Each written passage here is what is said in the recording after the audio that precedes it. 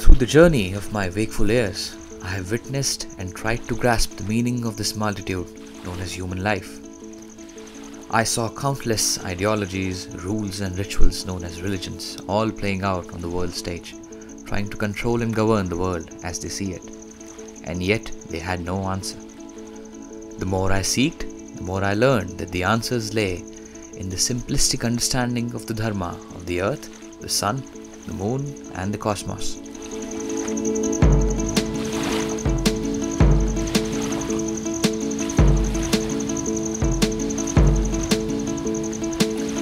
On one such journey, I had the fortune to meet Major Surendra Mathur from India, another seeker like me, who took me along with him into the eastern reaches of Europe, where I walked into the footsteps of ancient cultures on my quest to decode the root cause of this perceivable world.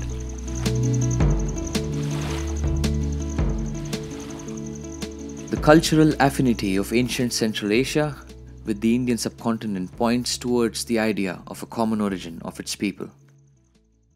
Following the British colonial expansion into India, a language came into the attention of the Western scholars who were knowledgeable in ancient Greek and Latin. An Orientalist by the name of Sir William Jones was the first to state this fact. In a lecture in 1786 to the Asiatic Society, he said, "The Sanskrit language, whatever be its antiquity, is a wonderful structure, more perfect than Greek, more copious than Latin, and more exquisitely refined than either, yet bearing to both of them a strong affinity in roots of verbs and in the forms of grammar than could possibly be produced by accident." William Jones' insight marks the beginning of scientific study of the language family that we now call Indo-European. Gintaras Songaila, a Lithuanian politician and public figure and a follower of the ethnic Baltic religion Romuva, is an expert on the subject of Baltic and Indo-Aryan cultures. Of course, we can see these links via language links, because there are similar words, similar things which we can say about religion, old religion.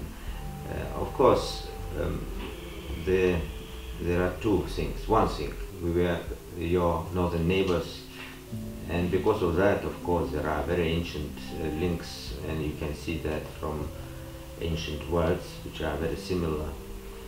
Another point is that there is, of course, an Indo-European horizon which is not very clear yet, from where all those Indo-European languages and nations did occur, but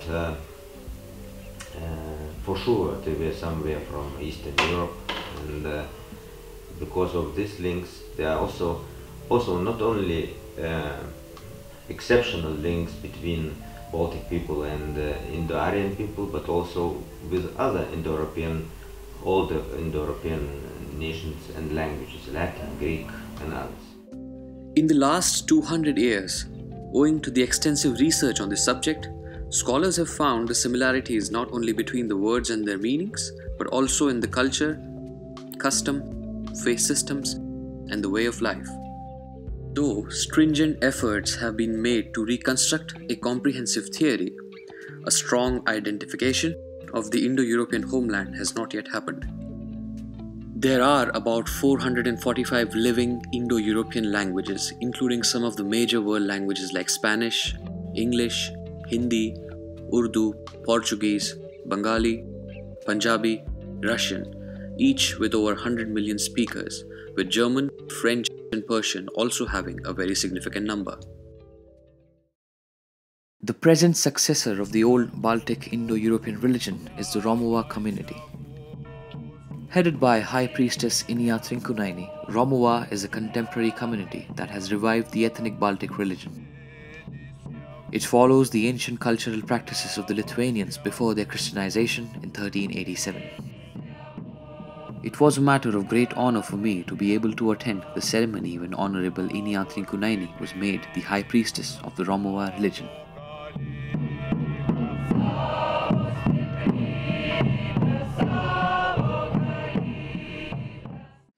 Inia has been a driving force in the life of her late husband, Jonas Trinkunas.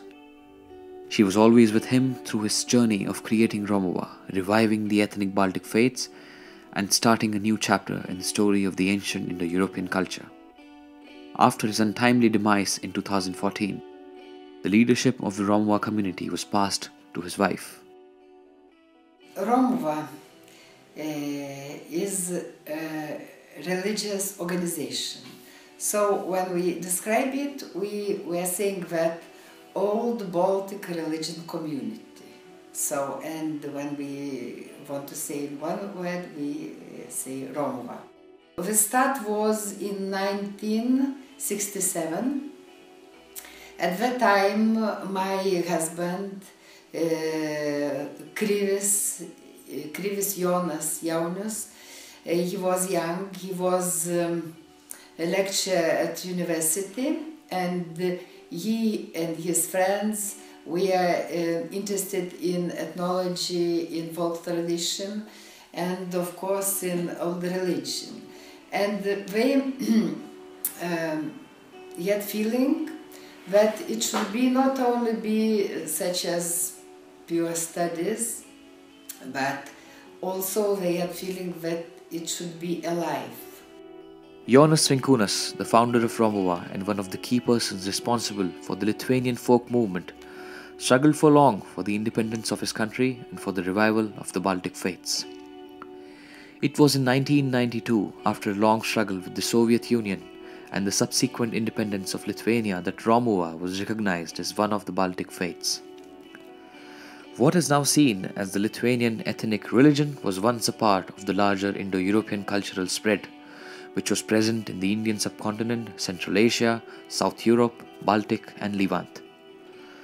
With practices based on scientific principles and cosmological knowledge, this culture was rooted in its fundamentals about perception of creation, time, astronomy, the zodiac and the science of the pantheon of 12.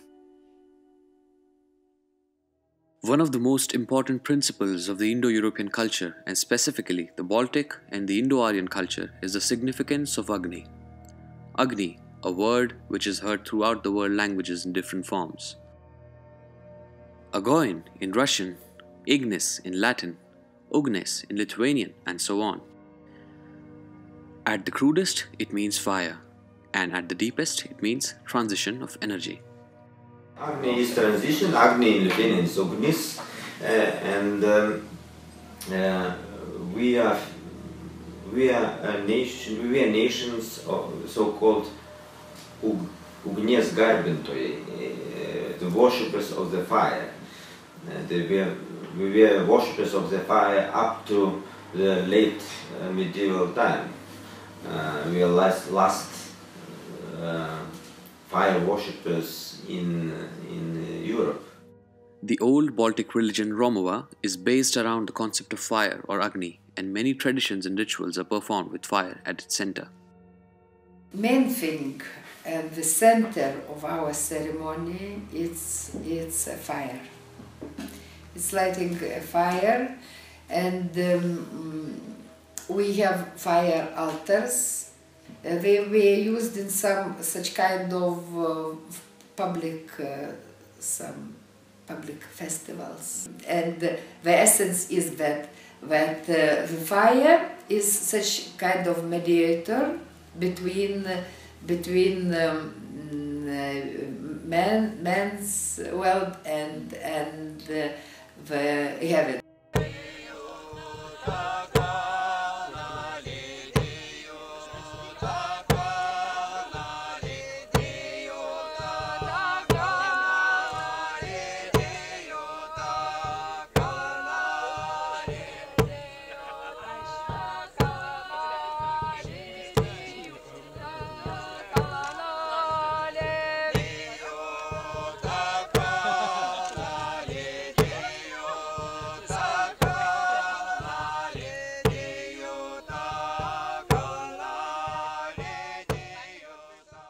When the first mantra of the Ved begins with fire, it says, Agni mile purohitam.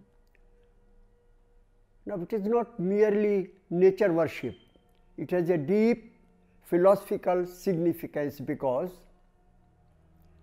the seer or the poet of the hymn is identifying himself with fire. So he says that I worship fire. It is one meaning of the line, and another meaning of the line is I adore the priest who is himself a fire. That is identifying fire with the priest, with man. That is the basic thing. The earliest men, the primitive men, were identifying themselves with nature as such. And they were finding that in nature there is a circle. Circle in the sense that nature not only takes from us, it gives us also. And this give and take game in the nature was symbolized by sacrifice, by yajna. Rigveda goes at lengths to explain the concept of Agni. One such form of Agni is the living organism itself, one that conserves its entropy by the means of consuming and digesting food. We know that a living organism is an open system covered by permeable membranes which allows heat exchange to occur at various places within its components. The heat or the energy exchange is required not only for gross molecular movement but also for the logical and discerning thinking process happening inside the brain.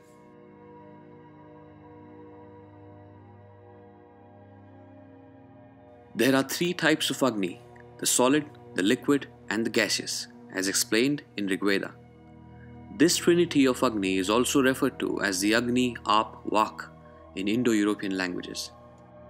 This transition of energy from one place to another facilitates propagation of life from one time to another. This play, or Leela as sportingly called in the Vedas, can also be called the Yajna of our solar system, an ongoing solar Yajna.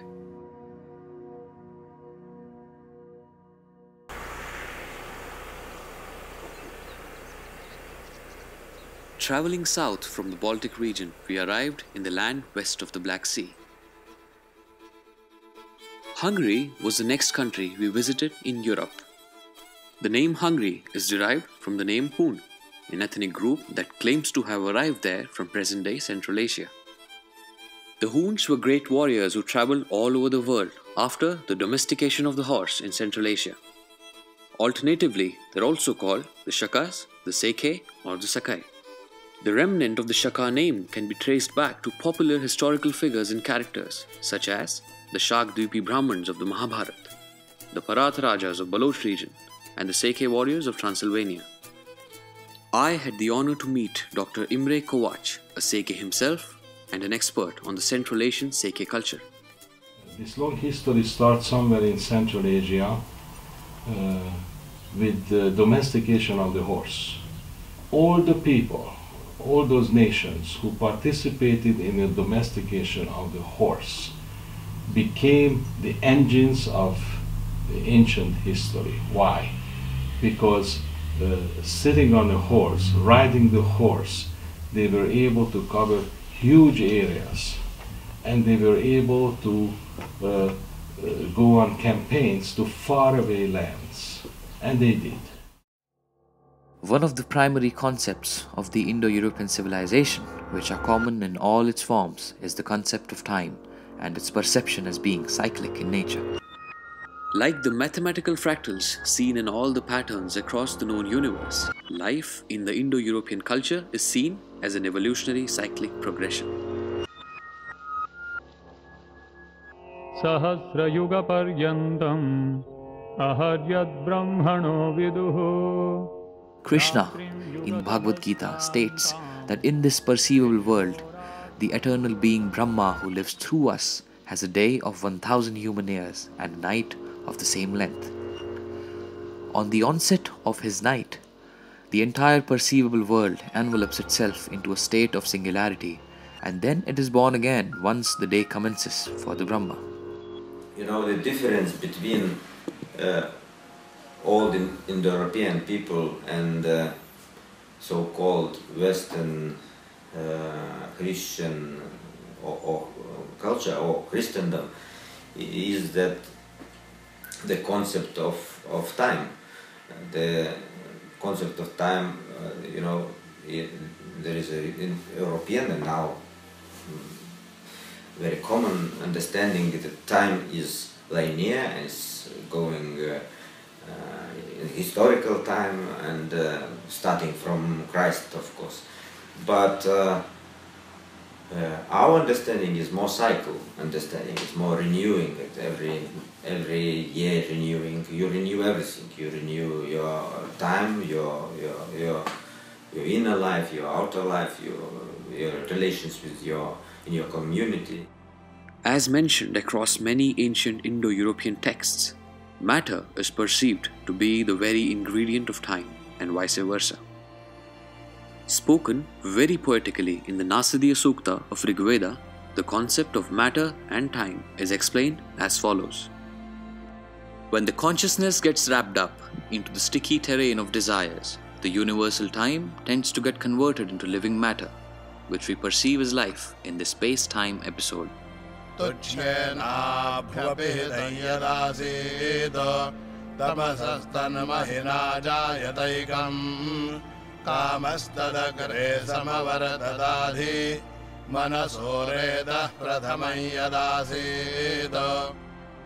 Very similar descriptions are also found in the Song of Volva in the very well-known Scandinavian folklore, the poetic Edda.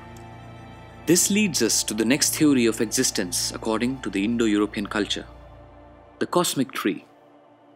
The cosmic tree, or the world tree, or the tree of life, is a motif present in several cultures and mythologies, particularly in the Indo-European religions.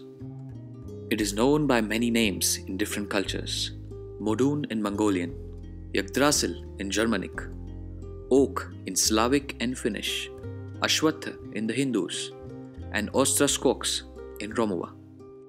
Urdhvamulamādhashākham Ashwatham prahuravyayam Chandamsi yasya parnani Yastam veda savedavim. In chapter 15 of the Bhagavad Gita, Krishna states that in an infinite space there exists a tree which is upside down, with its foundations going upwards and the central column pushing forth downwards in forms of countless streams of time, mutating and changing, forming the unidirectional arrow of time. On the branches made up of the nervous system and the senses dwell the leaves. The leaves and its attributes are what we call human life. At a curious karmic juxtaposition of space and time, this cosmic tree, which is weaved by an ever-desireful mind, gets transformed into a mesmerizing dawn of pure consciousness and sets itself free from any sort of bondage like birth and death, and hence space and time. This has been explained in various religions all over the world as salvation, renunciation, mukti, moksha, and nirvana.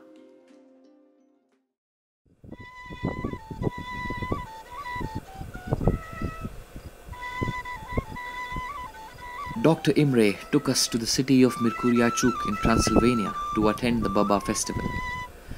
This festival is celebrated by the Seke Christian community for Virgin Mary, whom they believe they'll see in the rising sun. Probably the biggest, most important worship is Pünköst.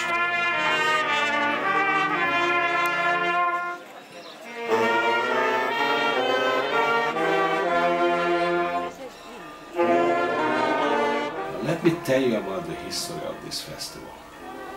Way before Christianity, the Shomyo mountain was a very, very sacred place. People used to go there before the summer equinox, and they used to fast before they went there. They went there on foot from villages under banners, singing songs, and they kept fasting during all that time. And then, before the day of the culmination of this festival, they kept awake. They didn't sleep. They kept praying all night. Then in the morning, they went up to the ridge of the mountain before dawn, before sunrise. And they were waiting for the rising sun in the dark. And when the sun was rising, they all looked into the sun to see Baba in the sun, the goddess. And if that happened, then complete happiness, enlightenment, and wish fulfillment was theirs. But Dr. Imre claims that Baba is originally a Seike Central Asian goddess who's represented as the sun. When we worship the sun, we don't worship the planet. In the sun, we recognize certain qualities. And this one quality of the sun is that it makes no differentiation. The sun shines on everybody. So whoever adopts the mind of the sun, whoever is enlightened, his mind is like a sun, does not differentiate between people. He is equally kind and giving with everybody. The other quality of the sun is light.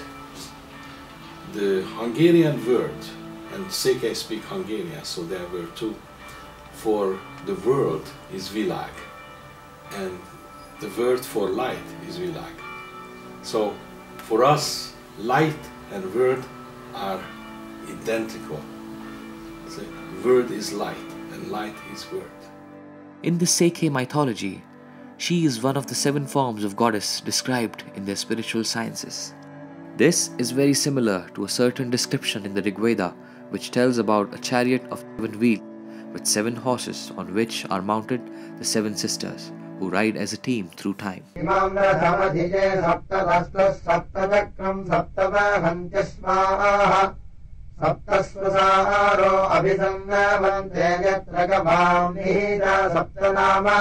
This analogy refers to the 7 lines on the planet Earth, from Tropic of Cancer to the Tropic of Capricorn, which the sun traverses twice every year, resulting in the seasons, the atmosphere, and the very life.